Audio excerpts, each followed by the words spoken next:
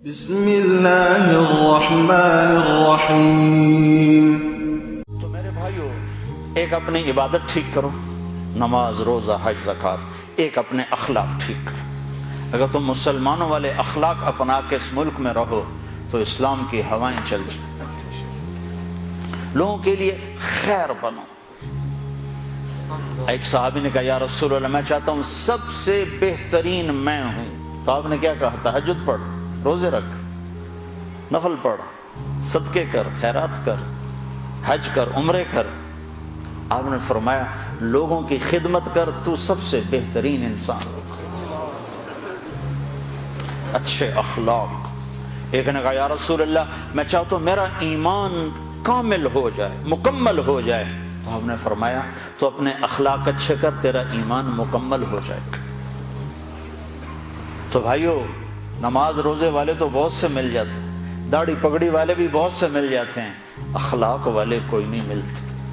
معاف کرنے والوں سے دنیا خالی ہوگی، درگزر کرنے والوں سے دنیا خالی ہوگی۔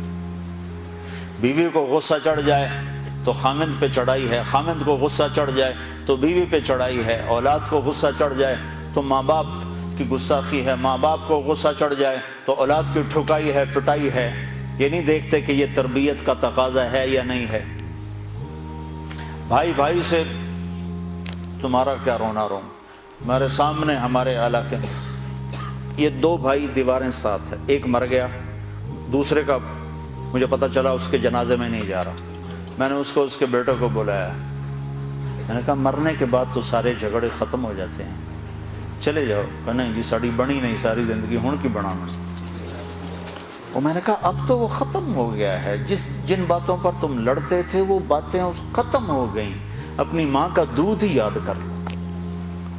یقین میرا صرف پڑوسی تھا، میں نے اس کے پاؤں پکڑے، ہاتھ جوڑے، نہیں گیا جنازہ۔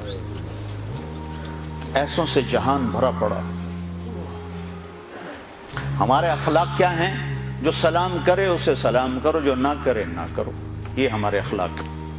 جو مسکرائے اس کے سامنے مسکراؤ، جو آنکھیں دکھائے اس کو وٹا دکھاؤ، یہ ہمارے اخلاق ہیں۔ آپ نے ارشاد فرمایا ساری زندگی کے تہجد گزار اور سارے دن کے روزے دار سے آگے نکل جائے گا اچھے اخلاق والا۔ چونکہ یہ مارکیٹ میں سودا ہے نہیں۔ اور سارے اخلاق کا نچوڑ ایک چیز بتاتا ہوں، یہ زبان قابو میں رکھو، سارے اخلاق قابو میں آ جائیں گے۔ مظفر آباد کشمیر میں ہماری جماعت تھی تو وکلاء کا وفد آیا ملنے۔ میں نے آدھا پونا گھنٹہ بات کی تو پھر ایک وکیل صاحب کہنے لگے جی ایک نصیحت کر دیں، آپ کی بہت ساری نصیحتیں سنی ہیں، ایک نصیحت کر دیں۔ تو میں نے اب مجھے دیکھو، میں نے کہا یہ زبان قابو میں۔ کہا نا نا نا کوئی اور بتائیں، کوئی اور بتائیں، کوئی اور بتائیں۔ اگر آپ اپنی زبان پہ قابو پا لو، غصے کے وقت بھی، خوشی کے وقت بھی، اس میں سے تول کے لفظ نکالو تو آپ سے بڑا مقام والا کوئی نہیں ہوگا۔ تہجد، نماز، روزوں سے کوئی آپ کو نہیں پکڑ سکتا، حج، عمروں سے آپ نہیں پکڑے جاؤ گے۔ سعید انور اور محمد یوسف جب مسلمان ہوا تو یہ دونوں میرے پاس آئے تو کہنے لگے سارا زور لگ گیا کرکٹ پر، تو کوئی جنت کا شارٹ کٹ بتاؤ، زور ادھر لگ گیا۔ تو میں نے کہا اپنے اخلاق ٹھیک کر لو۔ اس پر تھوڑی سی بات کی، کہا نہیں نہیں نہیں یہ تو بہت مشکل کام ہے، تو بہت مشکل کام۔ میں نے شارٹ کٹ تو پھر یہی ہے،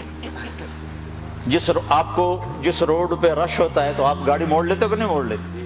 اب وہ پہلے کو کمپیوٹر بھی بتا دیتا ہے ادھر نہ جاؤ، ادھر ٹریفک بلاک ہے۔ تو اب خالی روڈ جب ہوتی ہے تو آپ گاڑی بھگاتے ہو، راستہ کھلا ہے، بھگاؤ جتنی بھگا سکتے ہو۔ تو میں یہ مثال دیا کرتا ہوں کہ نماز کے روڈ پر بھی بہت لائن ہے، بڑی لمبی لائن لگی ہوئی ہے، روزے کا روڈ بھی بھرا ہوا ہے، حج کا روڈ بھی بھرا ہوا ہے، عمرے کا روڈ بھی بھرا ہوا ہے، علم کا روڈ بھی بھرا ہوا ہے، لکھنے پڑھنے کے روڈ بھی بھرے پڑے ہیں، اور درس قرآن، درس حدیث کے روڈ بھی بھرے پڑے ہیں۔ اخلاق والا روڈ ہی خالی، بندہ ہی کوئی، نہ کوئی مرد نہ کوئی عورت۔ تمہاری سزوکی بھی ہوگی تو مرسڈیز سے آگے نکلے گی، کیونکہ وہ تو کھڑی ہوئی ہے، تمہاری جا رہی ہے، خدا کے سہارے چلی جا رہی ہے۔